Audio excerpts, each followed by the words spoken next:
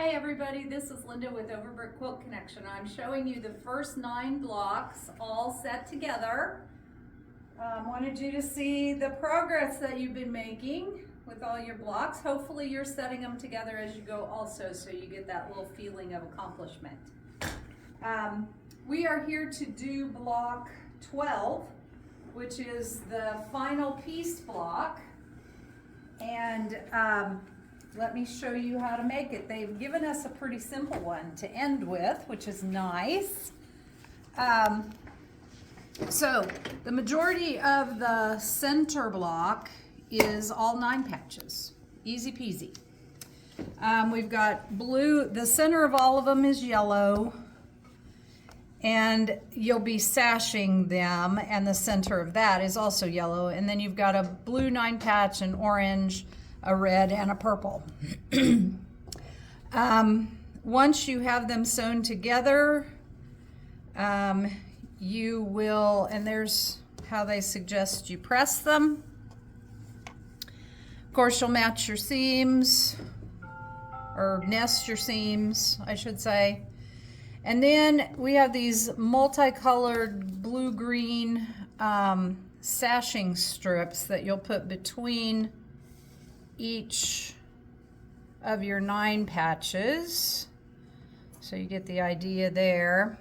So you'll sew this short strip in between each of them, and then this, join the center with the other strips, and then make it into one big block. Then we're doing half square triangles again, and once again, we're only using 3 of the 4 we're gonna make, so you're gonna have extras again. But you will be putting them, you'll be matching them to the sides. Let me see, I can tell I have this one backwards. You'll be matching your half square triangles to the colors of your 9 patches. And so you'll do a side that is red and purple, and a side that's blue and orange, and then your other half square triangles, and again you've got this background piece that is in the center of them, so you'll make strips that are matching the 9 patches. Strips of half square triangles and a setting piece. So the first thing you'll do is sew the short sides on, and then your top and bottom. So let me finish all that, and then we'll come back and show you the completed block part. All right, I have the block done. I went ahead and sashed it for going into the block, but I realized I completely forgot to give you sizes on anything. The 9 patches should measure 3.5 inches when you're done with them, and your half square triangles, you'll square those up to 3 inches. And the seams, of course, nest in your 9 patches and along through here, but when you're putting these strips on, none of those seams nest.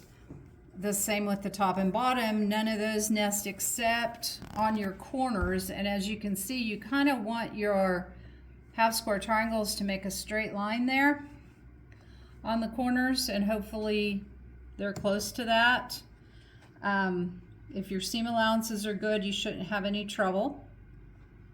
So like I said, I went ahead and sashed this, so this is now ready to go into our block, our overall block. All right, this time's accents, we're doing hexagon applique. And again, I've already pre-sashed these for the blocks, but I fused them on. So I cut, there was a picture in the pattern, and I went ahead and traced that off. But I cut it a little smaller because I'm not rolling under my seam allowance. I am just putting it on and fusing it down and stitching around it with blanket stitch. When you're turning the corners, just make sure you're on the outside, that your stitch is on the outside and not on the inside. Then turn your corner and let it do its stitch on the inside and keep going. That'll make your Corners look a little bit better. This time we're using 2 different colors of background. We're using background 3 and background 4. We're not using any of the background 1 that we used in our block for this accent. So you'll do 4 and then the one that's always separate. So 5 total. And then you'll sew those together just in the, in the order that they show you. Then our last accent strip is just strips. It is 4.5 inch. I mean, by the time you get them all sewn together, they should, each rectangle on its own should be 4.5 inches. And you're just sewing pieces of background 1 on either side of a colored rectangle, and then alternating them as you sew them. When you press them, you'll press everything towards this multicolored one, including the one on the outside. So those 2 are pressed towards this one unit, and then that'll make them nest with your other accent strip. But anyhow, let me finish putting all these together and I'll show you the completed block when we're done. All right, here's block 12, all done. There was nothing tricky about putting it together. Went together just like all the rest with the accent strips and the sashing. I'm going to go ahead and combine this into the last row and put the last row on the quilt so you can see the finished quilt top center.